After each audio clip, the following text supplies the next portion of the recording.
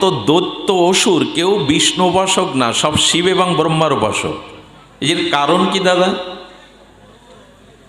পৃথিবীর সমস্ত উপাসক যারা যারা অসুর দৈত্য, একটাও আপনি আমার সামনে প্রমাণ করতে পারবেন এরা কেউ বিষ্ণুর উপাসক। প্রত্যেকেই শঙ্কর এবং ব্রহ্মার উপাসক। কারণটা আচার্যপাদ বলেছেন, ভগবান বললেন আমার চরণে যারা একবার আশ্রয় নেয় তাদের আর অসুরত্ব দানবত্ব আমি রাখি না। এই জন্য আমার চরণের আসলেই অপিচেত সুদরাচার মাম অনন্য ভাগ।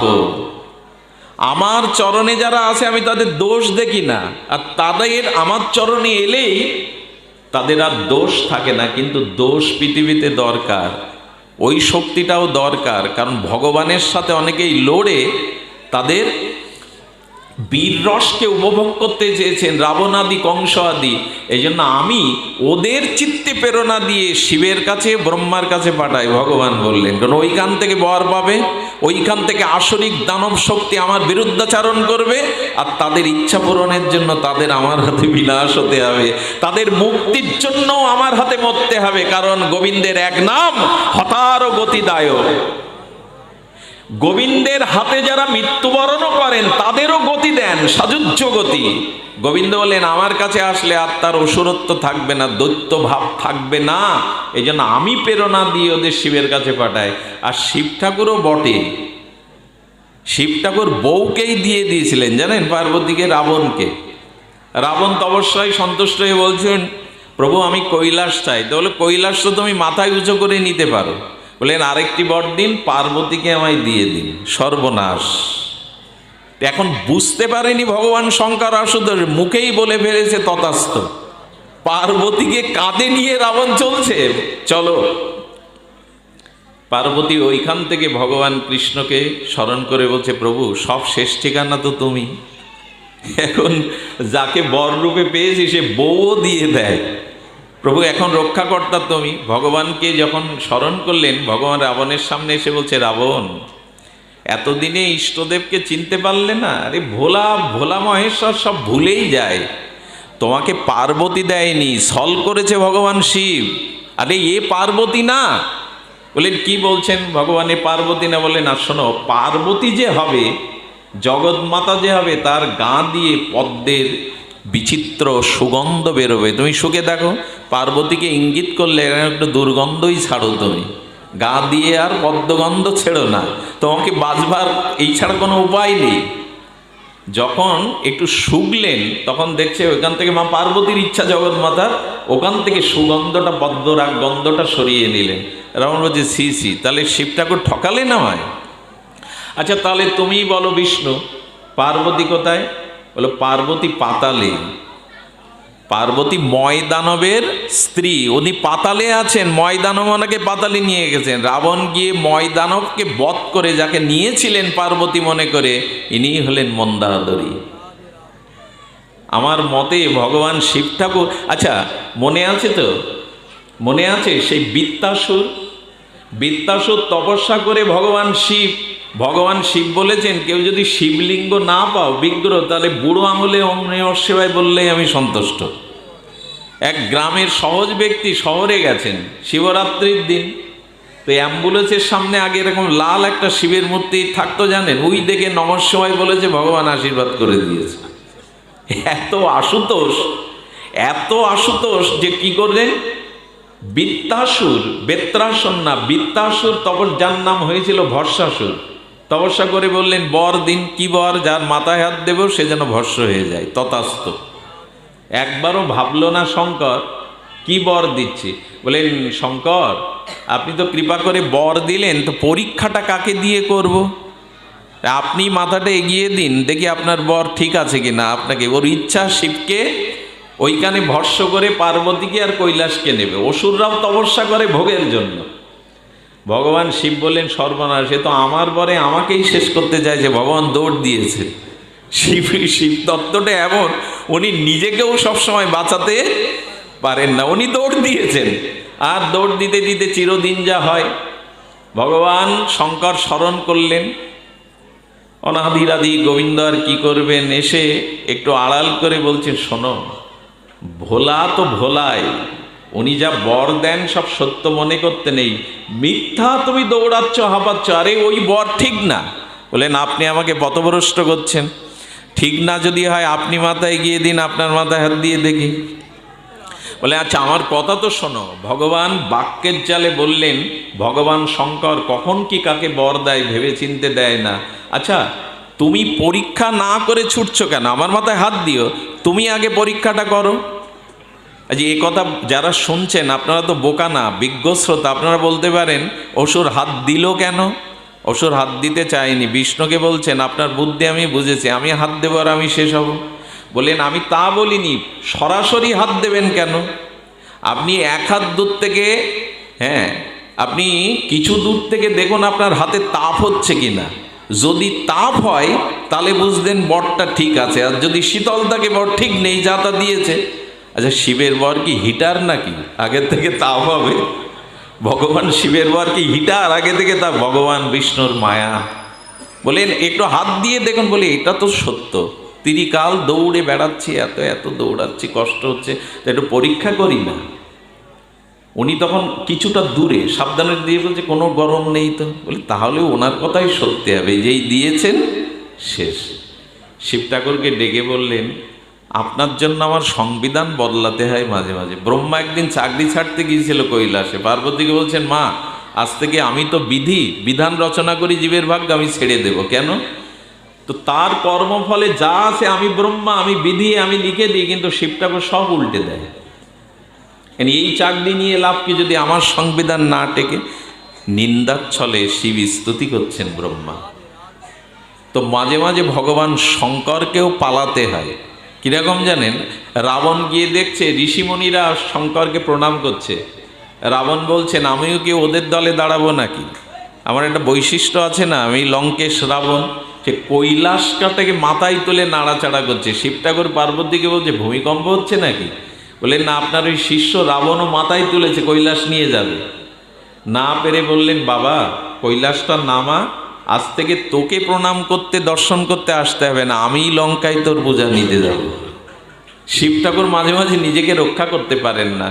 শিব ঠাকুরই তখন বলছেন আমিও প্রকৃত আশ্রয়দাতা নয়, রক্ষক নয়, রক্ষক একমেব অদ্বিতীয়ম শ্রী গোবিন্দই হলো জীবের রক্ষক এবং আশ্রয়। ভগবান শঙ্করকে, ভগবান শঙ্করের এই শিবব্রতটা বৈষ্ণবদের অবশ্য করণীয়, এটা মহাপ্রভু নিজে সনাতন শিক্ষায় বলে গেছেন। কেউ অবহেলা করবেন না যে উপবাসটা, শিবব্রতটা অবশ্য পালনীয়। ভগবান শঙ্কর এত এত প্রসন্নিত, দেখুন চাঁদে কলঙ্ক আছে, চাঁদ ক্ষয়ে যায়, যায় না? পূর্ণিমা থেকে চাঁদ ক্ষয়ে যায়, চাঁদে কি আছে?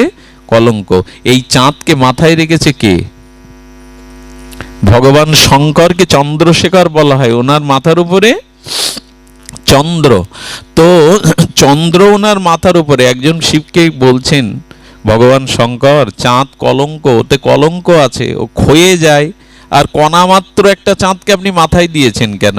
বলে মাথায় দিয়েছি কেন জানো? চাঁদের সাথে একটা মহিমা যুক্ত আছে। কি? তো ভগবানের নাম যখন কেউ নেয় দেখবেন চন্দ্রের নাম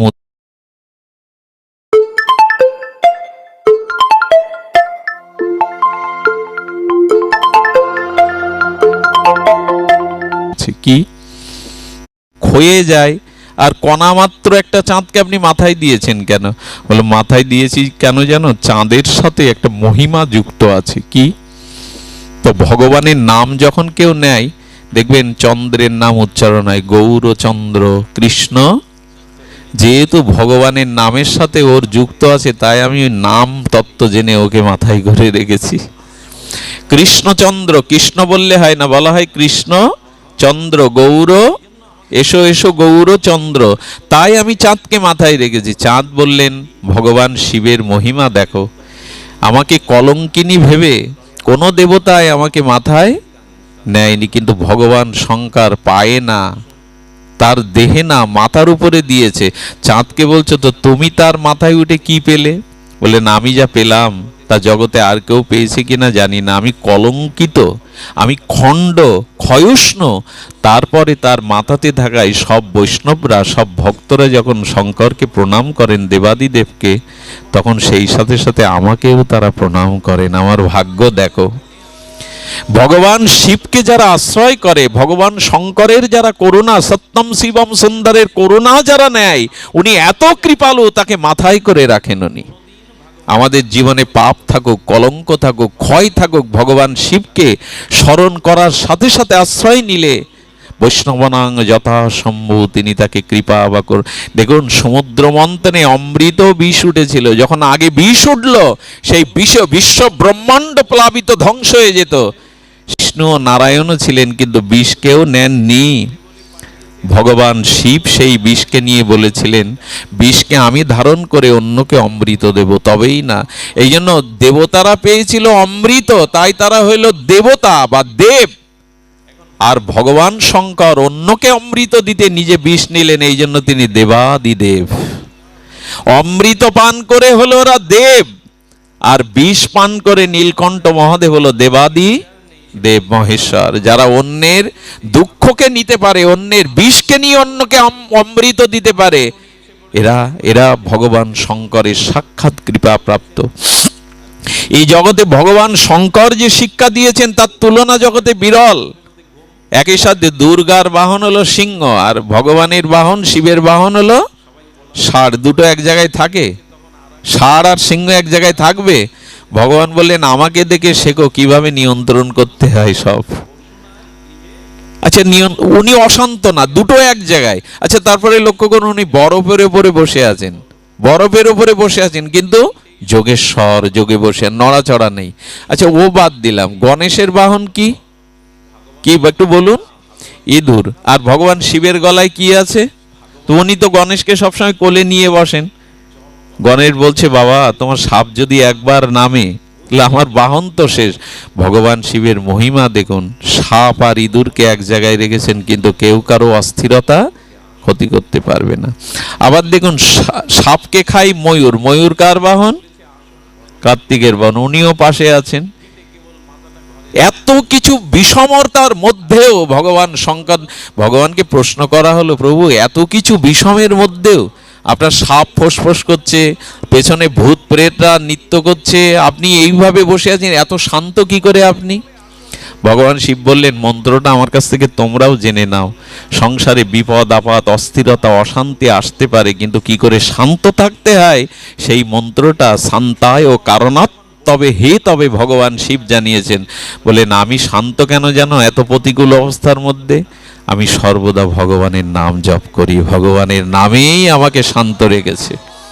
ব্রহ্মা, তুমি পিতা, তোমাকে একদিন সম্মান, একদিন প্রণাম করলাম না বলে তুমি আমাকে তাড়িয়ে দিলে। পরীক্ষা শেষ। শিব ঠাকুরকে নিন্দা করছেন, হাড়ের মালা গলায়, বাকশাল পরিহিত, চিতাভস্মমাখা ত্রিশূল তুলেছেন, বলে তোমারও পরীক্ষা শেষ। সেই ভৃগু বৈকুণ্ঠ অধিপতি বিলাসমূর্তি নারায়ণের বুকে লাথি মারলেন। লাথি পেয়েও ভগবান অশ্রু সজল নয়নে বললেন, আমার হৃদয়টা পাষাণের থেকে কঠিন, কিন্তু তোমার চরণ, ভক্ত চরণ ফুলের মতো কোমল, তোমার চরণে ব্যথা লেগেছে ভৃগু। আমি আর লক্ষ্মী দেবী তোমার চরণ সেবা করি, এসো। তোমার এই পদচিহ্ন আমার কাছে স্মৃতি হয়ে থাকলো। ভৃগু পদচিহ্ন আজও ভগবান বহন করে চলেছেন, এবং তোমার এই পদাঘাতের দ্বারা আমার লোমকূপে যত ব্রহ্মাণ্ড কৃষ্ণ বিমুখ জীব আছে, তোমার চরণ ধুলিতে তারাও আজ কল্যাণ প্রাপ্ত হলো। ভৃগু এসে ঋষিমণিদের বললেন, একমাত্র উপাস্য তত্ত্ব শ্রী গোবিন্দই, একমাত্র উপাস্য তত্ত্ব শ্রী গোবিন্দই। তো এই জন্য নিবেদন করব, ভাগবত আমাদের প্রথমেই বলেছেন এই আশ্রয় তত্ত্ব। এই আশ্রয় তত্ত্ব ভাগবতে এই শ্লোকে শ্রীকৃষ্ণাং বয়াং নমঃ। এই জন্য আমাদের আশ্রয় তত্ত্ব আগে নির্ণয় করতে হবে ভাগবতে। এই শ্লোকের দ্বারা, এই তত্ত্ব নির্ণয়ের দ্বারা আশ্রয় আর কেহ নাই। মাম একাং শরণাং ব্রজ। আসুন আমরা ভাগবত মহিমা এমনি করে তো বিশ্রাম শেষ, সবশেষে আরেকটু আরেকটু আমরা একটু ভাগবতের মহিমা সামান্য আস্বাদন করি। ভাগবত শ্রবণে আপনাদের ফলশ্রুতিটা বলেই আজকের ভাগবত বিশ্রাম। ফলশ্রুতিটা শুনুন যারা ভাগবত শ্রবণ করেন।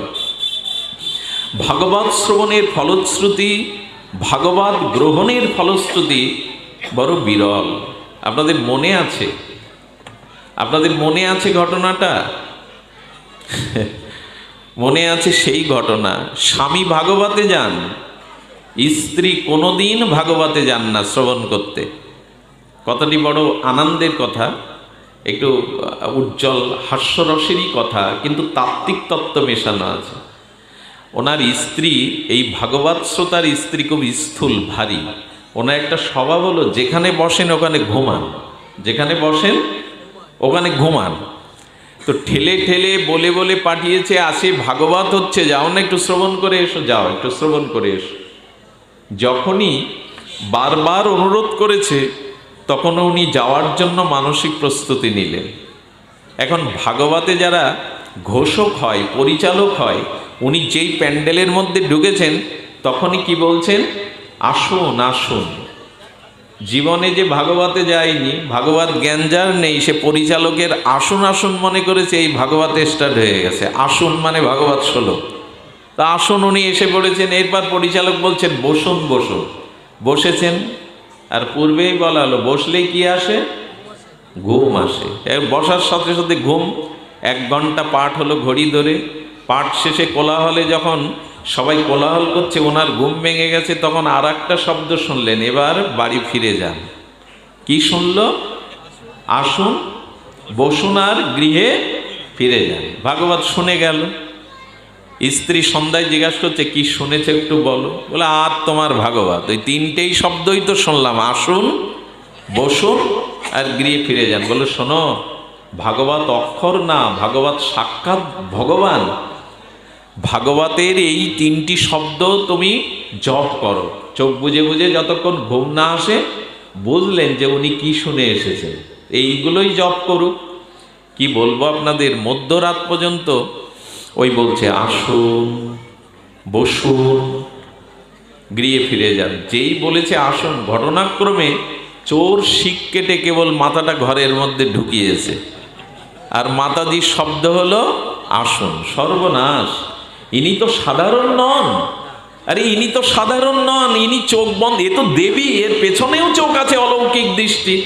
চোরকে যে বলে আসুন, এ তো দেবী, দেবীর কাছে এসে পড়েছে। যেই বলেছে আসুন, থেমে বলছে বসুন। বলে, বাবা আমাকে বসতেও বলছে, বসুন। এরপরে কিছুক্ষণ উনি যখন বসলেন, আর এক শব্দ, এবার গৃহে ফিরে যান। বলে, এর চরণ ধুলো না নিলে আমার জীবন সার্থক না। চোরকে যে ঘরে আসতে বলে, বসতে বলে, যেতে বলে, চরণে পড়েছে, মা মা মা, তুমি দেবী, তুমি আদ্যা শক্তি মা, তোমার পেছনে চোখ আছে। এই চিৎকার করে উঠে ঘরে লাইট জ্বেলেছে, স্বামী এসেছে, সব বৃত্তান্ত শুনে বলছেন, মা আর এই পাড়ায় কোনোদিন ঢুকবো না, মা আর এই পাড়ায় চুরি করতে কোনোদিন আসবো না, তুমি দেবী মা, তুমি দেবী। তো এই বলে যখন চলে গেছে, এই বলে যখন চলে গেছে, স্বামী তখন একটা কথাই বলল, আসুন বসুন আর গৃহে ফিরে যান। 3টে শব্দতে যদি আর সম্পদ সুরক্ষা হয়, না জানি প্রকৃত ভাগবত শুনলে তোমার কি কল্যাণই বা হতো, না জানি কি কল্যাণ হতো। আজ এইটুকুই, আমরা গুরুতত্ত্বে যেতে পারলাম না। আগামীতে আমরা আস্বাদনের ব্রতী হলাম। আপনাদের সকলের চরণে বিনম্র প্রণতি জানিয়ে শ্রী গুরু মহারাজ গোস্বামীদের উপস্থিতি আমাকে প্রেরণা, আনন্দ, আশীর্বাদ দিয়েছে। একটা অনুরোধ করব, আগামীকাল 7:30 থেকেই যদি একটু হয়, আমি আপনাদের বিশেষ করে অনুরোধ করছি হাত জোর করে, একটু 7:30 আসবেন। 7:30 থেকে পাঠ আরম্ভাদি হবে। জয় নিতাই গৌর প্রেমানন্দে হরি।